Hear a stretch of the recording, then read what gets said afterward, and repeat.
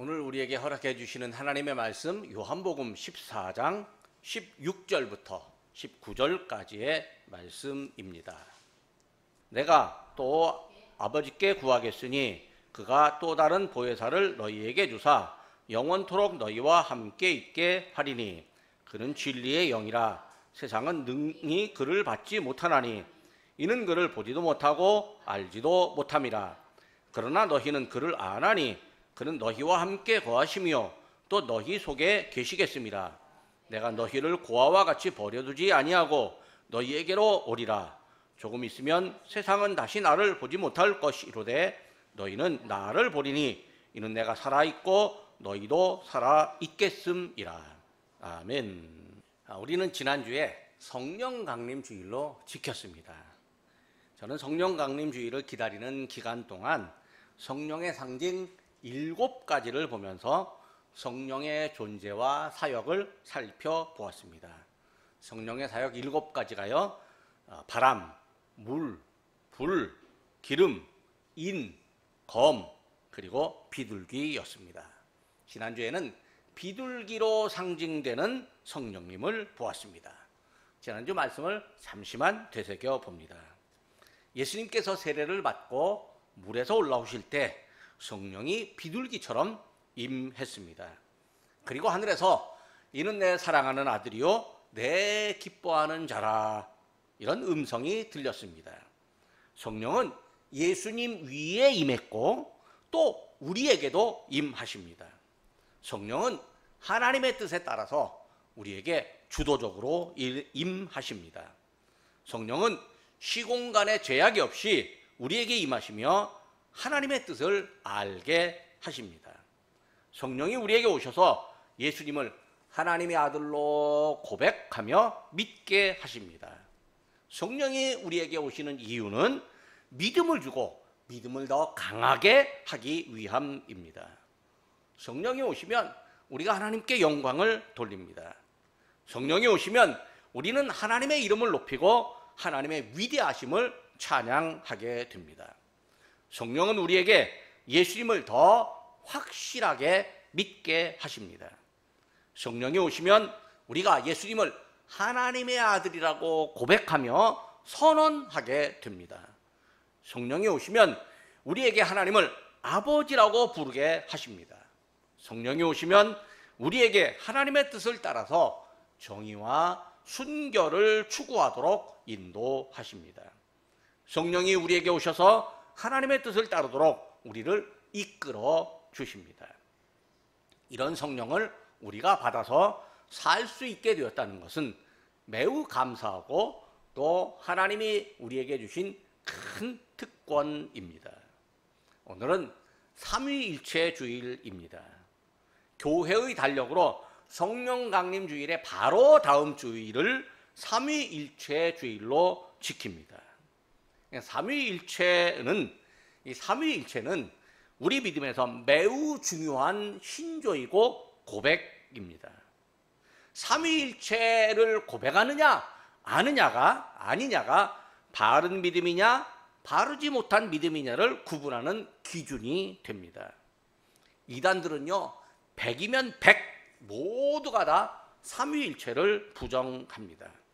그들은요 삼위일체를 이성적으로 생각해서 머리로 생각해 갖고 이해되지 않는다고 믿지 못합니다. 여러분, 우리가 세상에서요 세상 모든 것을 다 이해할 수 있는 머리를 가졌을까요? 택도 없습니다. 어떤 사람은 내가 하나님을 이해하지 삼위일체가 이해가 안 되니까 삼위일체는 믿을 수 없는 거다라고 말하고 그 삼위일체를 공격을 하는데요. 요즘에요 AI 인공지능이라고 하는 거 나왔어요. 그렇게 이성적인 사람들도요 AI 인공지능 따라갈 줄 아십니까? 택도 없습니다. AI 인공지능 따라가지도 못합니다. 저도요 AI 인공지능 한 30시간은 배운 것 같습니다. 젊은 사람들이요 AI 인공지능을 가르쳐 주는데요 놀랍습니다. 제가 젊은 사람들의 그 인공지능을 사용하는 그 기술을요 따라갈 수가 없어요. 제가 못 따라가요.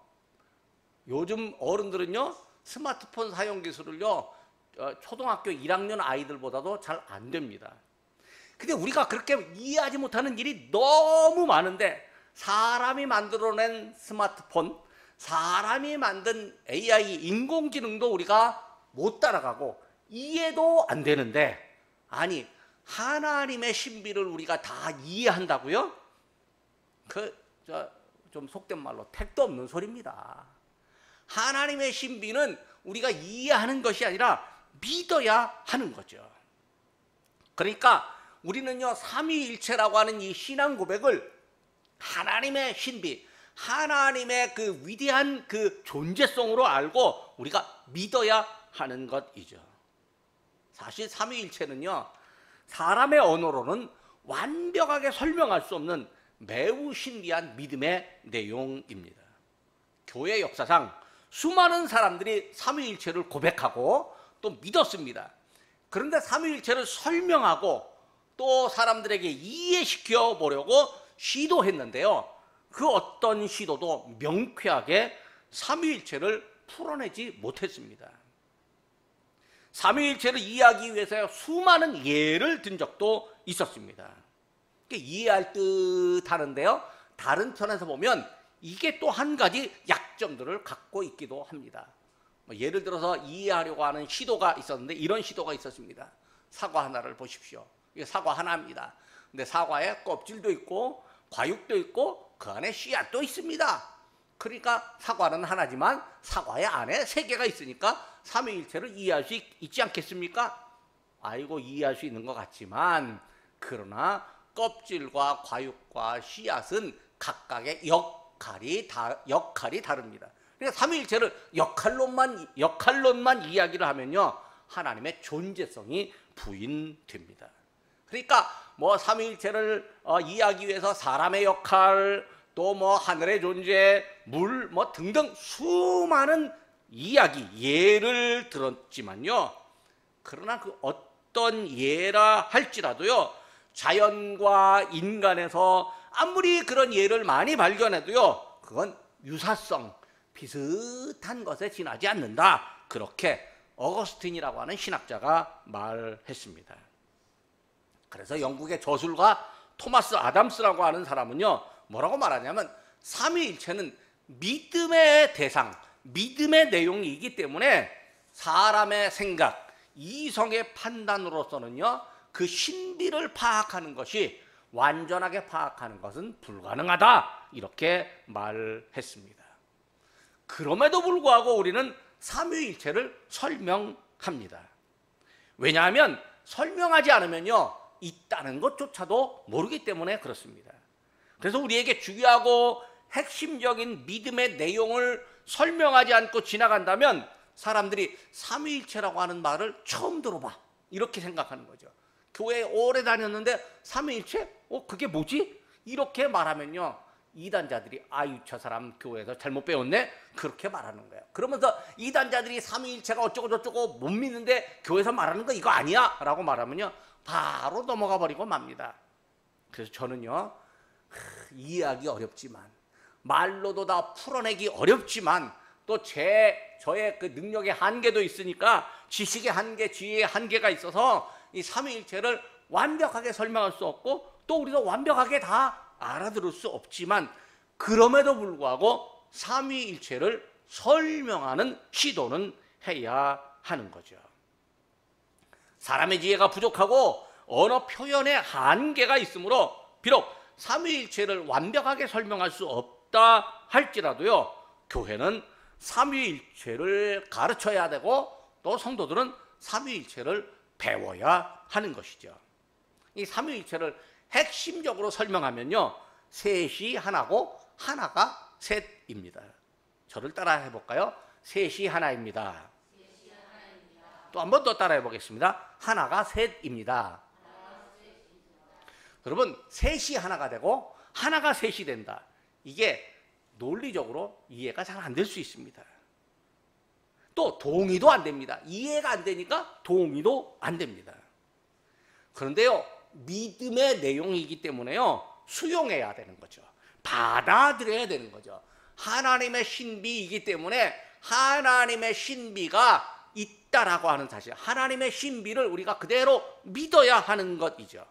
그래서 하나이지만 셋이고 셋이지만 하나이고 삼위, 세 위격인데 한 분 하나님이시고 한 분 하나님이 세 위격으로 존재하시며 우리에게 언제나 항상 함께 일하신다는 사실을 우리가 믿어야 하는 거죠. 우리 하나님은요, 참 신비하고 놀라우신 분입니다. 그 신비와 놀라움은요, 이 성경의 찬송가 304장에 있어요. 하늘을 두루마리 삼고 바다를 먹물 삼아도 그 하나님의 사랑을 다 기록할 수 없겠네. 세상에 모든 책이 나와도 하나님의 신비를 다 기록해도 끝이 없고, 세상에 지혜가 있다는 사람들 하나님의 신비를 깨닫고 간증해도 끝이 없습니다. 모든 사람의 지혜를 다 합쳐도 하나님의 신비에 이를 수가 없고요. 모든 사람의 지혜보다 더 넓고 크고 깊은 그 지혜가 하나님의 신비로운 지혜입니다. 그래서요, 하나님께서 우리에게 당신을 알려주시는 내용과 방법이 있는데 그 내용과 방법도 신비합니다. 사실 우리는요, 하나님이 알려주시는 만큼만 깨달아 알 수 있습니다. 아니, 하나님이 알려주시는 것도요, 다 알지 못합니다. 학생들이 학교에 가서 배우거든요. 배우는데요, 그거 다 기억할 줄 아십니까? 아유, 안 그렇습니다. 천재는요, 기억하기는 합니다. 그런데 그건요, 한 10만 명 중 한 명 있을까 말까 하는데요, 지나고 나면 다 잊어버립니다. 그런데 쌓여서 어른이 되다 보면 그게 그냥 자연스럽게 그 지식이 나와요. 왜 그럴까요? 이게 쌓여서 그런 거예요. 우리가 다 알지 못하고 깨닫지 못하지만요, 믿음을 배우다가 보면 그 믿음이 우리에게 쌓여서 우리 하나님의 신비를 고백하고 구원받은 은혜에 감사하고 삼위일체 하나님을 향해서 하나님, 제가 믿습니다 라고 고백하게 됩니다. 우리의 생각이 모자라서요, 다 깨닫지 못한다 할지라도요, 하나님은 우리에게 신비로운 방법으로 하나님을 지속적으로 알려주십니다. 그래서 어떤 신학자들은 이걸 점진적 계시다 이렇게 말합니다. 차근차근 우리가 알아들을 만큼, 우리가 잘 모르니까 알아들을 만큼 차근차근 하나씩 알려주신다 이렇게 말하는 거죠. 사람이 아무리 강하다 해도요, 하나님에게 비길 수 없고, 사람이 아무리 지혜롭다고 해도요, 하나님과 동등할 수 없습니다. 바울이 고린도전서 1장 5절에서 말합니다. 하나님의 어리석음이 사람보다 지혜롭고 하나님의 약하심이 사람보다 강하니라.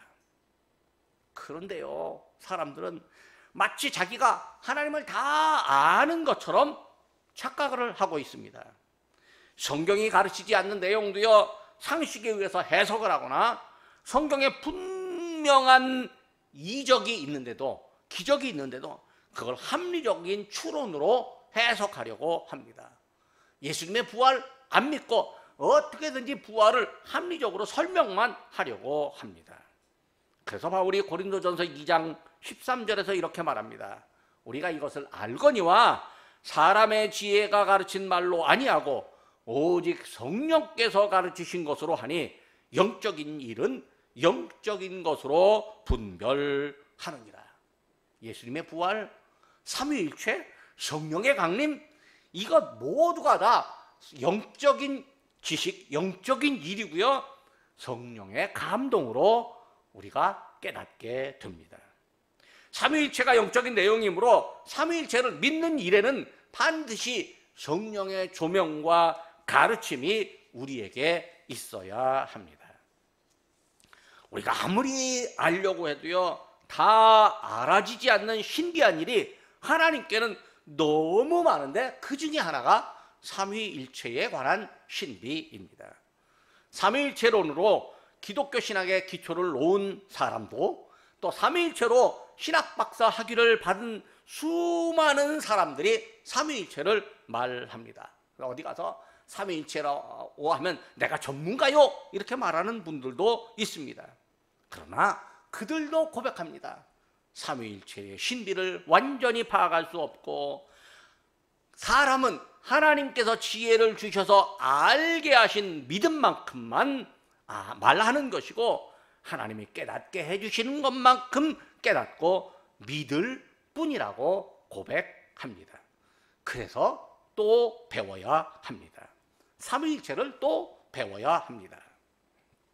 이제 오늘 본문으로 들어갑니다. 예수님이 사역을 마치실 때쯤이었습니다.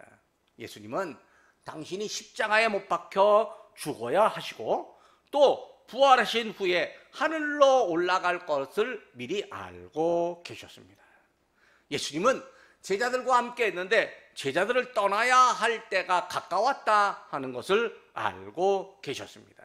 제자들은요, 이 땅에 남겨진 고아와 같을 것입니다. 부모 없는 자녀처럼 힘들게 살 것입니다. 제자들이요, 예수님을 존경하고 따랐습니다. 예수님이 민족을 구원할 메시아로 생각하고 따라다녔습니다. 주의 나라가 임하면요, 내 자녀 하나는 주의 좌편에, 내 자녀 하나는 주의 오른편에 앉게 해주십시오. 어머니가 나서서 부탁한 적도 있었습니다.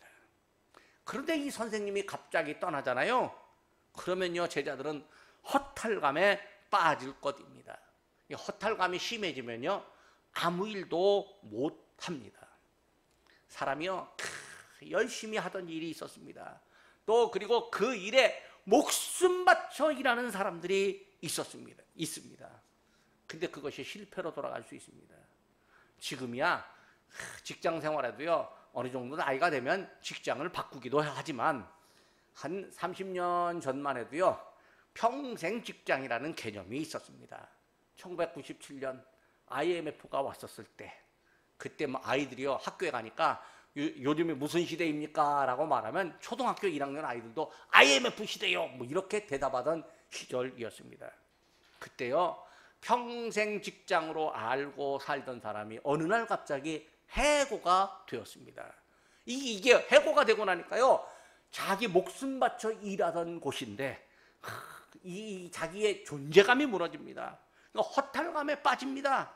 그러다 보니까요, 아무 일도 못하는 거죠. 그냥 갑자기 방구석에 앉아갖고 한숨만 푹푹 쉬거나 바깥에 나가면요, 그냥 소주, 술만 들이키게 됩니다. 어떤 엄마가요, 요즘 보이스피싱이 엄청 많이 돌아다니잖아요. 아이고, 갑자기 전화가 왔는데요, 딸 목소리가 들린대요. 딸 목소리가 들리는데, 엄마 나 갑자기 나 뭐 이렇게 문제가 생겼으니 2천만 원만 보내주면 해결되겠어. 그게 딸 목소리인지 아닌지 확인도 안 해보고 그냥 들리니까 진짜 그런 줄로 알고 딸에게 전화도 안 해보고 불러주는 통장에 2천만 원을 보냈대요. 그리고 며칠 있다가 딸이 전화가 왔길래, 야, 너 2천만 원 잘 썼냐? 그렇게 물어보니까, 그게 무슨 소리냐고? 네가 그때 뭐 이래갖고 나한테 전화했잖냐? 그랬더니 딸이, 나 전화한 적 없다고. 아이고, 알고 보니까요, 보이스피싱 범에게 당해서 2천만 원이 사라진 거예요. 이 엄마가 그때요, 속상해갖고 이때부터는요, 한숨 쉬면서 아무것도 못하는 거예요. 밥도 안 먹습니다. 옆 사람들이 아니야 그래, 좀 괜찮아 라고 위로를 해도요, 살아있으니까 괜찮아, 딸 잘있으니까 괜찮아, 위로를 해도요, 위로가 귀에 들어오지 않습니다. 마음에도 닿지 않습니다. 얼마나 걱정과 괴로움이 많은지. 자기가 생각해도 자기는 좀 똑똑한 사람이라고 생각했는데 한숨 쉬다가 보니까 한 달 정도 밥도 제대로 못 먹고 괴로워하다 보니까 그냥 얼굴이요, 그냥 얼굴이 그냥 파리해지고 얼굴이 그냥 살이 쏙 빠지게 되었답니다. 딸이 하다가 안 되니까, 엄마, 그 돈이 나보다 더 귀해? 나 이렇게 살아있잖아, 나보고 그거 잊어버려. 그제서 정신이 번쩍 들더래요. 허탈감에 빠지면요, 심하면 옆 사람들이요, 아무리 말해도 그 말이 귀에 들어오지 않습니다. 그냥 그 마음에 담아지지가 않습니다. 그냥 괴로워하다가 어느 날 갑자기 자기가 탁 깨달아야 됩니다. 깨닫고 나면 이 허탈감에서 빠져나올 수 있게 되는 거죠. 이게 깨닫는 것이 뭐냐면 성령께서 깨닫게 해주시는 은혜가 있어야 되죠. 허탈감에 빠진 제자 베드로요, 나는 물고기 잡으러 간다라고 물고기 잡으러 갔습니다. 갈릴리 바다로 다시 돌아갔습니다. 허탈감에 빠진 제자 두 사람은요, 엠마오 길로 내려가면서 얼굴에 수심이 가득했습니다. 그런데 우리 예수님은요, 이 제자들이 허탈감에 빠져갔고요, 무력하게 지내는 걸 원하셨을까요? 결코 그렇지 않습니다. 예수님은 그 제자들이요, 예수님의 그 사명을 이어받아서 살기를 바랐습니다. 제자들은 예수님으로부터 받은 사명 감당해야 됩니다. 그러려면 제자들에게 새로운 힘이 필요합니다. 예수님이 제자들에게 새로운 힘을 주시고 그들이 그 힘을 받아서 일하기를 원하십니다. 보혜사 성령이 임하시는 것이 제자들에게 새로운 힘이 생기는 일이었습니다. 예수님께서 아버지께 구하여서 제자들에게 보혜사 성령이 임할 것이다, 그렇게 말씀하셨습니다. 16절입니다. 내가 아버지께 구하겠으니 그가 또 다른 보혜사를 너희에게 주사 영원토록 너희와 함께 있게 하리니. 보혜사 성령이 오셔서요, 제자들과 영원토록 함께 하신다, 그렇게 말씀하십니다.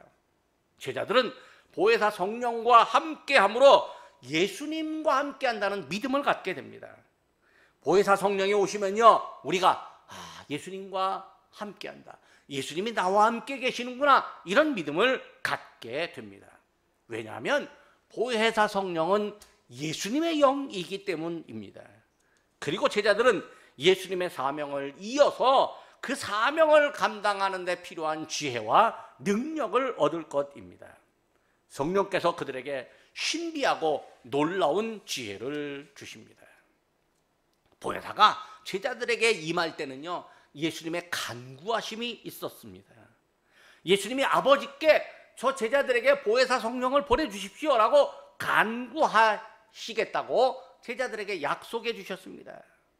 그러므로 예수님은요, 아버지와 보혜사 사이에 연결이 되십니다. 물리적 연결이 아니라 영적이고 제자들을 돕는 연결입니다. 신비한 연합, 보혜사 성령과 예수님과 아버지 하나님이 신비한 연합이며 구별되지만 분리되지 않는 연합입니다. 예수님이 간구하시고 아버지 하나님이 들으십니다. 아버지께서 보혜사를 보내십니다. 보혜사는 아버지의 보냄을 받아서 제자들에게 임합니다. 지금 예수님이 아버지께 보혜사를 보내시기를 구하십니다. 아버지는 제자들에게 보혜사를 보내주십니다. 보혜사는 제자들에게 오십니다. 세상에 남은 제자들을 세우고 사명을 감당하게 하는 그 일에 아버지, 아들이신 예수님, 보혜사 성령이 한 뜻으로 일하십니다. 삼위 하나님이 뜻과 목적에서 하나를 이루십니다. 그것은 삼위 하나님이 한 몸, 한 본질이시기 때문에 뜻이 하나요, 목적이 하나가 되는 거죠. 보혜사는요, 믿음을 가진 제자들에게 오십니다. 보혜사는 진리의 영으로서 세상은 진리의 영을 받지 못합니다. 거짓된 세상은 진리의 영을 알지 못합니다. 하나님이 세상을 향해서는 보혜사를 주시지 않습니다. 여기 세상은요, 예수님을 믿지 않는 사람들의 세계를 말합니다. 어떤 사람들은 세상을 죄악 많은 세상이요, 또 뭐 유대인들이요, 또 제자들 무리 바깥에 있는 사람들이요, 그렇게 말하지만 제가 보기에는 예수님을 믿지 않는 사람의 세계를 세상이라고 말합니다. 세상은요, 보혜사를 볼 수도 없고 알 수도 없다, 예수님이 말씀하십니다. 그러니까 보혜사는요, 믿지 않는 사람에게 안 믿으니까 삼위일체 하나님도 믿지 않고 예수님도 안 믿고, 그러니까 그들에게요, 하나님의 영이 임하지 않고 지혜가 나타나지 못합니다. 세상 사람들은요, 성령께서 주는 지혜를요 받지 못하니까 삼위일체가 믿어지지도 않습니다. 반대로 보혜사는 제자들에게 임합니다. 보혜사는 제자들에게 진리를 알려주는 일을 하므로 진리의 영입니다. 제자들은 보혜사를 알게 됩니다. 제자들이 보혜사를 마음에 모시고 살고 또 보혜사의 은혜를 경험하게 됩니다. 왜냐하면 보혜사가 제자들에게 오셔서 제자들 안에 거하시기 때문입니다. 보혜사가 제자들 속에서 제자들에게 지혜와 힘을 주십니다. 제자들에게 예수님의 사명을 이어서 감당하도록 지혜와 힘을 보혜사가 허락해 주십니다. 사실 보혜사는 하나님의 영이므로 제자들의 생각, 형편을 다 알고 있습니다. 반대로 제자들은 보혜사를 잘 모를 수 있습니다. 사람의 생각으로는요, 하나님의 영을 완전하게 알 수 없습니다. 그러나 예수님께서 제자들에게 보혜사의 존재와 오실 것을 말씀해 주십니다. 예수님께서 제자들의 생각 속에 보혜사의 임재를 알게 하십니다. 그래서 예수님이 제자들에게 성령을 받도록 역할을, 또 성령을 받도록 강조해 주십니다. 보혜사가 오셔서 제자들에게 어떤 일을 하실까요? 사실 제자들을 위해서 할 일이 너무 많이 있습니다. 허탈감에 빠진 사람은요, 무엇부터 시작할지를 잘 모릅니다. 그래서 가만히 있으면 무엇부터 시작할지 몰라서 그냥 허둥지둥 되다가 아무것도 못할 수 있습니다. 어디서부터 어디까지, 언제부터 언제까지, 무엇부터 무엇까지 말하기 어려울 정도로 너무 많으니까 안 될 수 있습니다. 그런데 보혜사가요, 제자들에게 무엇부터 시작해야 될지를 알려주십니다. 그리고 차근차근 알려주시는데요, 헤아릴 수 없이 많은 은혜를 허락해 주십니다. 다만 제자들이 연약하고 생각에 한계가 있으니까 보혜사의 은혜를 한꺼번에 다 받지 못합니다. 차근차근 받아갈 수 있습니다. 물론 처음 받을 때는요, 놀라운 능력을 경험하지만 그 다음에 하나씩 더 깨달아지는 것이 있습니다. 그러려면 보혜사가 제자들과 함께 하셔야 합니다. 보혜사가 오셔서 제자들에게 무엇이 필요한지를 알고 계십니다. 그래서 필요할 때 필요한 것을 허락해 주십니다. 제자들이 곤경을 당할 때는요, 지혜를 주시고 피할 길을 열어주십니다. 사람은 시공간에 제약이 있으므로 다른 사람과 늘 함께 할 수 없습니다. 가끔은 떨어져 있기도 합니다. 다만 내가 당신과 떨어져 있지만 마음은 함께해, 이렇게 말합니다. 보혜사는요, 제자들의 삶에서 주기적으로 함께하지 않습니다.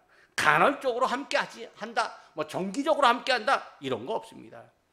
하나님께서 보내신 보혜사는요, 제자들과 늘 함께하십니다. 항상 함께하십니다. 우리에게 하나님의 성령이 항상 함께하십니다. 그러니까 항상 함께하시니까요, 우리가 때에 따라서 어떤 때 믿음이 한 단계씩 성장하는 것을 우리가 느낄 때가 있습니다. 제자들은 예수님께서 자기들과 함께 하신다라고 하는 것을 믿습니다. 본문 18절 보니까요, 예수님은 제자들에게 내가 너희를 고아처럼 버려두지 아니하신다, 그렇게 말씀을 합니다. 내가 너희를 고아와 같이 버려두지 아니하고 너희에게로 오리라. 보통 사람들은요, 자기 자녀를 먹이고 입히고 키우는 일을 합니다. 이 고아를 도울 때는요, 그냥 잠시 돕기만 합니다. 우리 직장인들이요, 아프리카나 아시아에 그 어렵게 사는 아이들을 보면요, 그냥 한 달에 10,000원, 또 한 30,000원 이렇게 정기적으로 이제 후원을 하기도 합니다. 그냥 후원하는 것으로 끝납니다. 그냥 정기적으로 합니다. 또 부모는 자녀들에게요, 먹이고 입히고 키우고 양육합니다. 아이고, 한국이요, 지금 저출생 국가예요. 0.68명이래요. 왜 그러냐? 이게 외국은요, 자녀들과 함께하는 기쁨을 더 중요시하는데, 우리는요, 자녀들을 남부럽지 않게 키워야 되고 결과를 더 중요시하다 보니까 이 아이들과 함께하는 기쁨을 잘 모른다고 그렇게 말하는 거죠. 그러다 보니까 부모도요, 자녀들에게 후원하지 못하면요, 미안한 마음을 가지고 자녀도 부모를 향해서 엄마 아빠가 나에게 해준 게 뭐 있어? 이렇게 말하는 경우도 가끔 나타나기도 합니다. 그런데요, 부모도요, 때가 되면 자녀를 떠나보내야 됩니다. 물리적으로 떠나보내야 되고요, 자녀도 때가 되면 부모로부터 물리적으로 독립해야 합니다. 하지만 보혜사 성령은요, 언제 어느 때나 함께 하신다, 그렇게 말씀합니다. 세상 사람들은요, 예수 믿는 사람들 중에는 고아를 자식으로 삼아서 훌륭하게 키워낸 사람들이 있습니다. 아예 고아들을 위한 기관을 세워서 신앙을 바탕으로 체계적으로 키우고 사회와 인류를 위한 훌륭한 일꾼으로 세워가는 사람도 있습니다. 바로 예수님의 정신을 가졌기 때문입니다. 6.25 전쟁 때 대한민국에 고아가 참 많았습니다. 이때 그들을 거두어서 먹이고 입히고 가르친 미국인 목사님이 한 분 계셨습니다. 피어슨이라고 하는 목사님이 계셨는데요, 이분이 이제 미국에서 지내다가 한국이 어느 정도 독립될 땐 한국에서는요, 월드비전이 되었습니다. 월드비전이요, 전 세계 어린이들을 돌보고 있습니다. 근데 예수님께서 제자들을 내가 너희를 고아와 같이 내버려 두지 아니하겠다, 그렇게 말씀하십니다. 예수님이 보혜사를 통해서 제자들과 항상 함께 하십니다. 예수님이 보혜사의 도움을 제자들에게 허락해 주십니다. 이때 제자들은 예수님이 나와 함께 계신다라고 하는 믿음을 갖게 됩니다. 보혜사 성령이 오셔서 제자들에게 믿음을 강하게 합니다.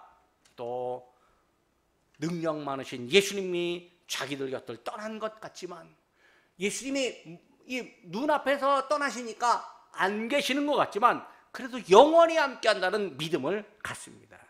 이 믿음이 제자들을 용기 있는 사람으로 세웁니다. 예수님은 제자들에게 보혜사를 알도록 가르치셨습니다. 세상은 보혜사를 모르지만 제자들은 알고 있습니다. 보혜사 성령이 오셔서 경험하는 믿음이 있기 때문입니다. 세상은 보혜사로부터 책망과 심판을 받을 것이지만 제자들은 보혜사의 도움을 받습니다. 보혜사가 오시면 제자들은요, 내가 하나님의 사람이로구나 하는 귀한 사람, 귀한 은혜의 자존감을 갖습니다. 그리고 얼마나 귀한 일을 감당하는지 기쁨을 갖게 됩니다. 영적 자부심을 갖습니다. 자기가 잘나서 그런 것이 아니라요, 보혜사가 나를 불러 함께 하신다라고 하는 믿음을 갖게 되니까 보다 더 겸손해집니다. 믿음의 자부심은요, 교만이 아니라 겸손으로 나타납니다. 예수님이 십자가와 부활 후에 승천하시면 제자들은 예수님을 다시 볼 수가 없습니다. 그러나 제자들은 예수님을 볼 수 있는데 이것이 뭐냐면 보혜사 성령이 오시면 눈으로 보는 것이 아니라 영으로 보게 됩니다. 보혜사는 제자들에게 예수님을 볼 수 있는, 예수님을 깨달을 수 있는 영적인 눈을 뜨게 해줍니다. 성령은요, 남이 못 보는 하나님의 섭리를 보게 하십니다. 난 남이 못 보는 것을 나 보았고 깨달았네. 이게 뭐냐면 우리에게는 예수 그리스도의 은혜요 보혜사 성령님입니다. 남이 모르는 비밀을 아는 것만도 대단한데요, 하나님이 알려주시는 비밀을 안다? 이건 대단한 축복입니다. 제자들은요, 보혜사가 허락해 주시는 지혜와 믿음으로 예수님의 영원토록 살아계심을 믿습니다. 예수님의 살아계심처럼 제자들도 이제 살아있습니다. 이 살아있다라고 하는 게 뭐냐면 성령이 우리와 함께 하시는 믿음 가지면 그것을 하나님 모시고 살아있다, 그렇게 말씀해 주십니다. 영원하신 예수님이 우리와 함께 하신다, 너는 영원한 생명을 얻은 사람이다, 그렇게 확신을 갖게 해 주십니다. 그러다 보니까 믿음의 용기가 생기고요, 세상을 이기는 믿음을 갖게 됩니다. 하나님 아버지, 아들 예수님, 또 보혜사 성령님이 모두 제자들을 도와주십니다. 삼위 하나님께서 한 뜻으로 제자들을 도와주십니다. 오늘날 삼위 하나님께서 우리들에게는 어떻게 하시겠습니까? 믿음을 가진 우리들 향해서도 삼위 하나님께서 함께 하시고 믿음이 자라도록 도와주십니다. 삼위일체를 믿게 하시고 성령의 감동을 입게 하십니다. 보혜사 성령이 임하심으로요, 우리에게 믿음의 능력을 경험하게 됩니다. 삼위일체는요, 이론적으로 믿기보다는 우리의 신앙에서 실제적으로 경험하고요, 또 고백하는 믿음이 됩니다. 믿음으로 경험하면요, 말할 내용이 점점 더 풍성해질 것입니다. 기도하겠습니다. 삼위일체의 신비를 우리에게 가르치시고 깨닫고 믿게 하시는 하나님 아버지, 저희는 사물과 상황과 세계를 이성적으로 이해하려고만 하고 이해하지 못하면 믿으려 들지 않는 생각의 교만 속에 살았습니다. 또는 내 마음에 들지 않으면 하나님의 뜻마저도 거절하는 자존심의 교만도 가졌습니다. 그러나 저희는 인간의 이해를 초월하는 하나님의 신비가 존재함을 믿습니다. 오늘 저희에는 삼위 하나님의 하나 되심이 신비이지만 분명한 사실이고 저희의 믿음으로 고백해야 함을 알게 되었습니다.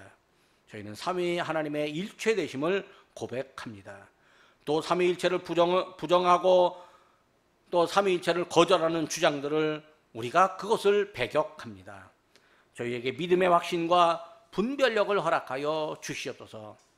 예수님이 보혜사 성령을 보내달라고 아버지께 간구하심으로 아버지와 성령의 연결이 되심을 저희가 믿습니다. 하나님이 아들의 간구를 들으시고 저희에게 보혜사 성령을 보내셨으니 아버지께서 아들과 성령을 연결하심을 저희가 압니다. 보혜사 성령께서 하나님의 영이요 예수 그리스도의 영으로서 저희에게 오심을 저희가 믿습니다. 삼위 하나님께서 믿음으로 살아가는 저희에게 오심으로 일체 되심을 깨닫게 하시니 감사합니다. 삼위 하나님께서 저희에게 진리를 가르치시고 저희 안에 늘 계시옵소서. 성령의 오심으로 저희의 믿음이 살아있으며 성령의 은사와 능력을 사용하는 믿음의 사람으로서 하나님을 영원롭게 하는 생활이 되게 하옵소서. 예수님의 이름으로 기도드립니다. 아멘.